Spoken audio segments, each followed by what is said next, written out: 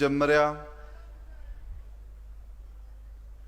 በያዝነው ዓመት የነበሩብንን ዘርፈ ብዙ ችግሮች፣ ፈተናዎች፣ ተግዳሮቶች አልፋችሁ ብሩህ ተስፋ፣ ብሩህ እድል፣ የሚጨበጥ ድል ወደምናገኝበት አዲሱ ዓመት በሰላም እንኳን አደረሳችሁ ላችሁ እወዳለሁ።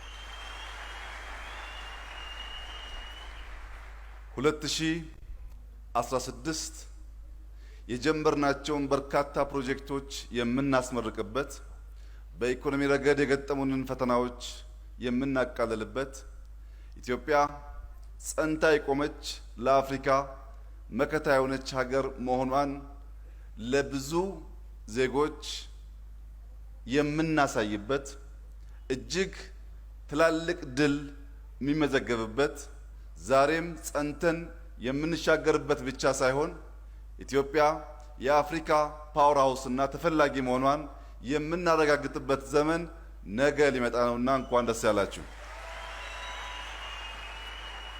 በጎነት መስፈርት አልባ ነው።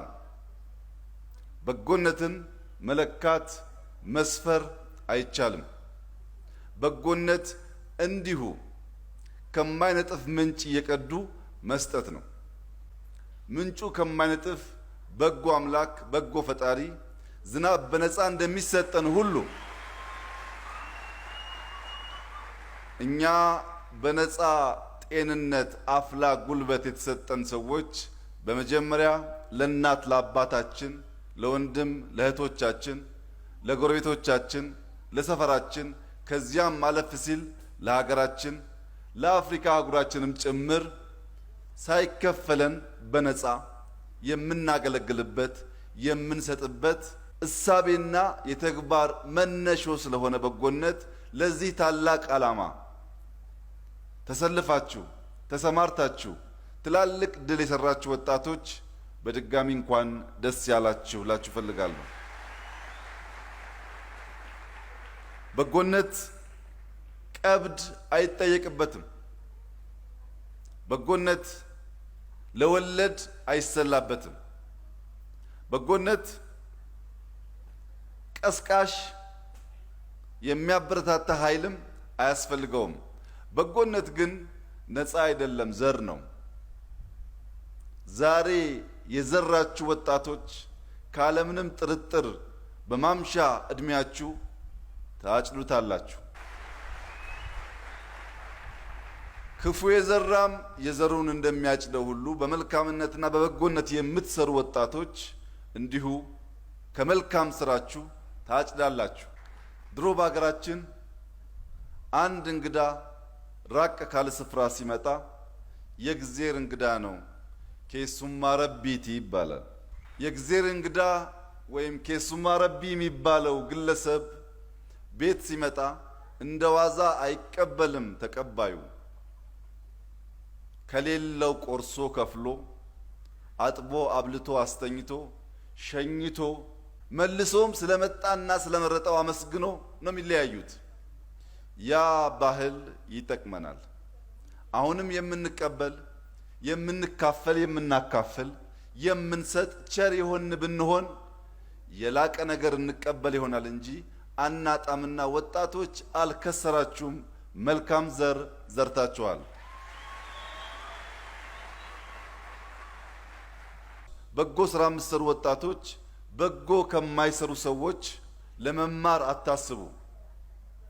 ፍሬ ሊያፈራ ያልተፈቀደለት ያልተፈጠረ ዛፍ ምንም ግንዱ ቢረዝም ምንም ቅጠሉ ቢሰፋ ምንም ስሩ የሰደደ ቢሆን እንዲሁ ረጅም ዛፍ እናያለን እንጂ ፍሬ አናይም። እናንተ ግን መልካም ዘር የምትዘሩ ወዳችሁና ፈቅዳችሁ ለኢትዮጵያ በነፃ የሰጣችሁ ወጣቶች አንድ ነገር ላረጋግጥላችሁ እወዳለሁ። አንደኛ አንሸነፍም። ሁለተኛ የጸናች የቆመች የበለጸገች ኢትዮጵያን እናስረክባችኋለን። ሶስተኛ መልካምነት፣ በጎነት፣ መስጠት፣ መትጋት ፈቅደን ወደን የተቀበልነው ስለሆነ ሰዎች ሲነካኩን አንቀይረውም። ዛሬም ለሚጠሉን ፍቅር፣ ለማይሰሩ ሞራልና ብርታት፣ ለታመሙ ደግሞ እረፍትና ፈውስ፣ ለኢትዮጵያ ብልጽግና፣ ለኢትዮጵያ ሰላም፣ ለኢትዮጵያ አንድነት እንመኛለን። ኢትዮጵያን ከማበልጸግ የጀመርነውን ከመጨረስ በድል ለልጆቻችን ከማሸጋገር ሊያቆመን የሚችል ምድራዊ ኃይል የለም። ወጣቶች ህልመኞች እንድትሆኑ መክራችኋለሁ። ህልመኞች ሁኑ፣ ለህልማችሁ ትጉ።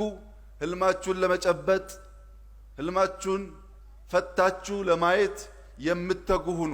ነገር ግን ከኢትዮጵያ በመስረቅ ከኢትዮጵያ በማጉደል ኢትዮጵያን በማጉደል ማንም ተጠቃሚ መሆን ስለማይችል ልባችን የሰፋ አእምሯችን የሰፋ የሰከነ የሚያስተውል በአሉባልታና በወሬ ሳይሆን በሚታይ ነገር በሚጨበጥ ነገር የሚመራ ይሁን።